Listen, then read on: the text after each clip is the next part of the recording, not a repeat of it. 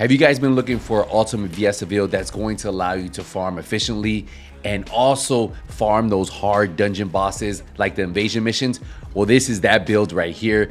The main reason why is because of the Transcendent module that is on this character, Absolute Zero, which is a powerhouse and only can work with the ultimate character VIESSA. So if you guys have ultimate VIESSA, this is the build you guys want to try. As you guys are noticing in the gameplay, a lot of times I'm not even shooting my weapon, and Frost Roads with Absolute Zero is literally just destroying the enemies as soon as they touch the ground, and that's how it works. So if you guys are excited to see this build, I'll be showing you guys the Thunder Cage I use, plus the Enduring Legacy, which I use to finish off these hard dungeon bosses when I do them solo. Now you guys can do this in group, so you don't have to really worry about that type of damage, but if you want to be able to do this solo, this is going to be that build. So let's get into the build, and what I'm going to do is I'm going to show you guys the Thunder Cage I'm using, plus I'll be showing you guys the Enduring Legacy. These are the two that I typically use with this mobbing build. I also go over the reactors and the external components, and I think that's where we're going to start off with this build. So for the reactors, you guys definitely want to go with a frozen singular. The reason why is because every single skill is going to be singular on this because of our Transcendent module. We have the Thunder Cage mounted because that's the primary weapon we're using for mobbing. We have chill skill power, singular skill power, then skill critical hit damage, which you guys can actually change this for skill effective range if you want, and or skill duration, skill cooldown, and then we have singular skill power. So if you guys don't want damage, you guys could actually swap these out for more effective like duration, cooldown, however you want, but I feel like mine works amazing on this build. For the external component, these are kind of what you want to go with. Defense, max HP on the Slayer set, because the Slayer set, the 2-piece gives you general round capacity, rounds per magazine, the skill costs, but the skill power is why you really want it. But on the rolls, defense, max HP, MP recovery out of combat is great. And then right here, max shield, max MP. And then on this one, instead of shield recovery out of combat, you want MP recovery in combat. I'm still looking for that one, but I haven't got it, but that's what you guys want there. Here, you guys want the MP recovery modifier. Defense, it's always gonna have that max shield. And then down here, you're always gonna have that max HP, then you can have max shield and shield recovery modifier, which is great. So that's kind of, ideally, that's what you want. The only one I haven't been able to get is that MP recovery in combat, because I already have the out of combat here. You want the one in combat here if you can. For the Thunder Cage, I have electric attack on here, firearm attack, critical hit rate, and critical damage. Since I don't use this for Colossus damage, I don't need the Colossus damage on there. I actually now only use my Secret Garden or my Thunder Cage, not my Thunder Cage, my Enduring Legacy for those bossings. But for this video, Thunder Cage and Enduring Legacy is what we'll go over.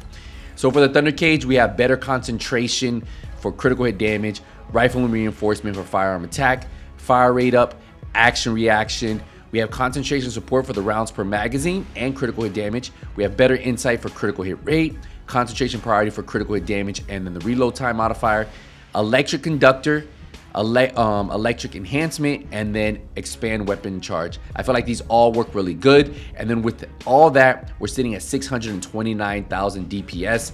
Now, if you want to get rid of electric conductor because you are using VIESSA, you guys could. And you could go with something like Quick Freezer, or you could even go with something with Snowflake Conductor. That is really up to you. I kind of have this one set up, and it's my universal build for farming, so that's why I kind of use it this way.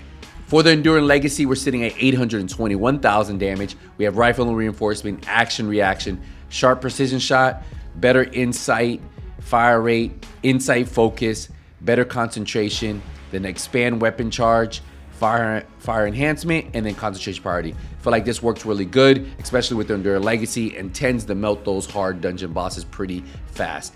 821,000 DPS on this one. So those are our two weapons. Those are our reactors. Let's get into the build. So for the build, we are running Absolute Zero. Again, you guys, on my build, I don't have to max it up. Remember, Absolute Zero, the only reason why you guys max this up if you need more mods, right? Because it makes this go, so the higher I go, it'll be 8, 7, 6. So ideally, I only needed to have this at 9, and I could fit everything on there. So that's what I did with this one. We do have Spear and Shield. So what that's gonna do is defense plus skill power.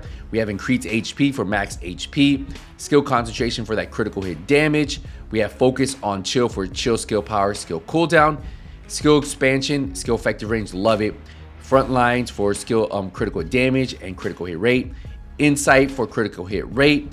Time distribution for lower skill cooldown and increases our max HP.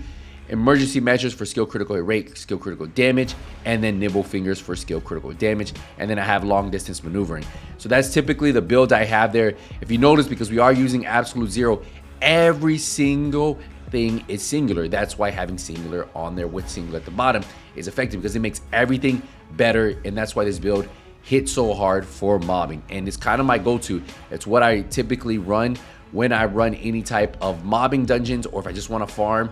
VIESSA is my main, and that's kind of my setup right there. Hopefully this guys helps you guys out. If you guys have any questions, let me know. Remember, Thunder Cage, Endure Legacy, once the boss comes out, you want the Slayer set, and then hopefully you can get those components. But that's kind of what you guys want to go there. So that's the build. I'll see you guys in the next one. Hey, nothing but skills out. Take it easy, everybody.